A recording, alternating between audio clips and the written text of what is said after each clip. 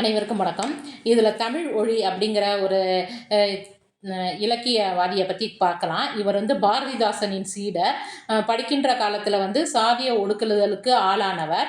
பாவேந்தரனுடைய மகன் மன்னனோடு இணைந்து முரசு என்னும் பெயரில் சிற்றிதழை ஒன்றை நடத்தினார். எழுதிய நாடகம் பார்த்தீங்கன்னா சிற்பியின் கனவு. பின்னாடி இது நாடகமாக அரங்கேற்றப்பட்டது. பிறகு திரைப்படமாக இதை எடுத்தார்கள். அதுதான் வணங்காமுடி. பாண்டியன் பரிசு நூலை பாரதிதாசன் எழுத படியெடுத்து கொடுத்தவர் தமிழொழி. ஞாபகம் வச்சுக்கோங்க, ஒன்வேர்டில் வரும். கவிஞர் குயிலனுடன் இணைந்து முன்னணி என்கிற இதழை தமிழொழி நடத்தினார்.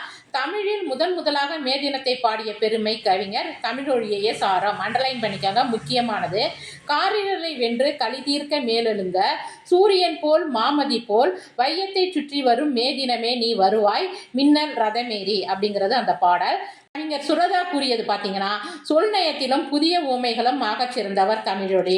தமிழொழி எழுதிய 3 நாடகங்கள் என்னென்னு 3 காவியங்கள் என்னென்னு பார்த்தீங்கன்னா, வீராயி, நிலைபெற்ற சிலை, கவிஞனின் காதல்.